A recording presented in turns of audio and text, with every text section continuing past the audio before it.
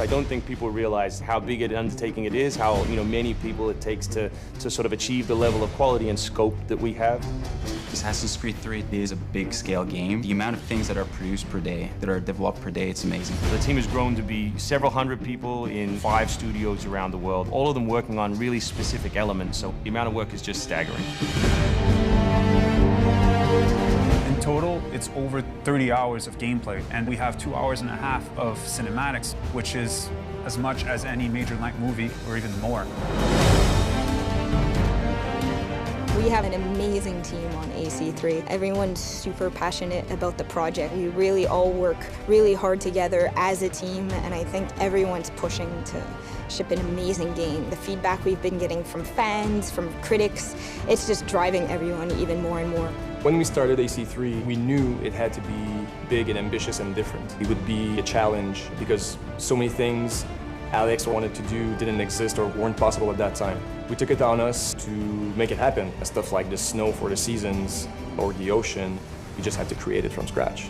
It's very rare in your career that you get an opportunity to try and go for the gold medal, and we really felt like this was our shot at it. A lot of tired people on the floor right now, but a lot of happy, tired people.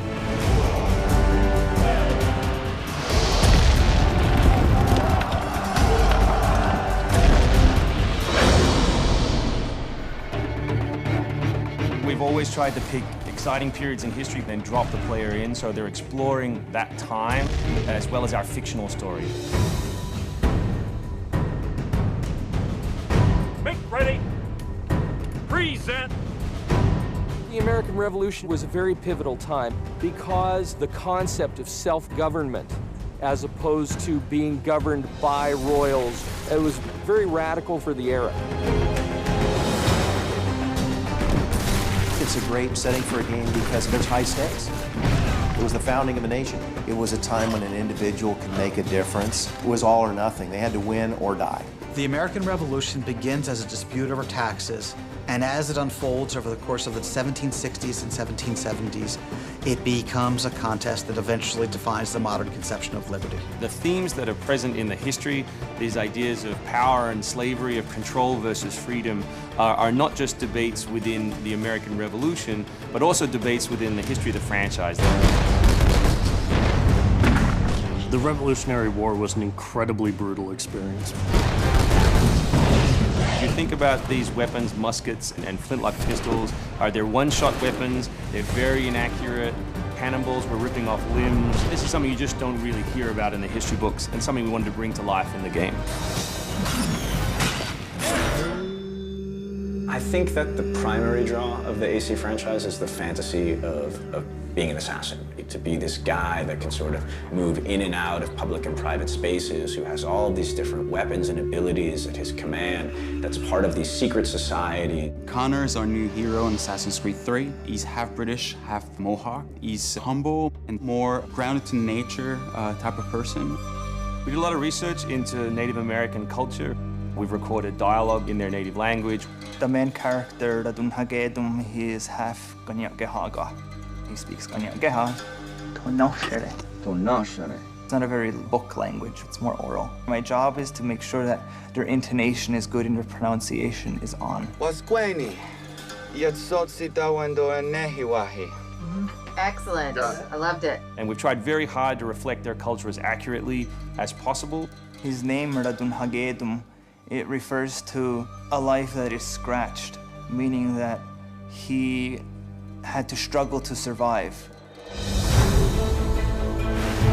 Connor, as a hero, is someone who sees himself as a defender of the people. He's more inclined to justice than revenge. One thing to declare our independence. Now, my friend, we must make it so. Connor's goal is to assassinate key historical figures at major battles, at major events during the Revolution.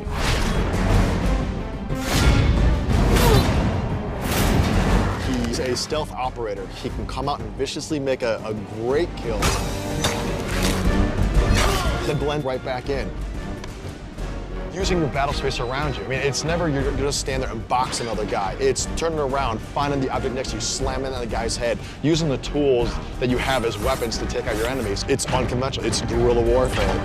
If George Washington would have had Connor on his team, he wouldn't have needed many other people.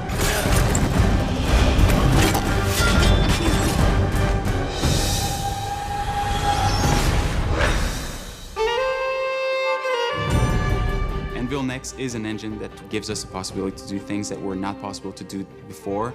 The weather system, the seasons, the formable snow, bigger worlds in general, the ocean. It's the sum of 3 years of improvements that we've built upon. Brand new navigation system, brand new combat system, 2,500 characters on screen at any one time, being able to cut through interiors in the city. Anvil Next is a massive leap forward in terms of gameplay opportunities. Cliffs, trees, climbable stuff, the water, that was pretty exciting but also very challenging. We've got the frontier. As well, we've got two of our major cities, Boston and New York. Once we dug up maps from the period, we tried to match street for street or major avenue for major avenue. We recreated Boston and New York at about 1:3 scale. We set out with crazy ambitions for this game, and with Anvil Next, it brings the experience to a whole new level. The fascinating thing for us is that we can bring history to life. We can actually make it a place that's explorable and vibrant and real. We hope we're offering by far the biggest and best Assassins yet.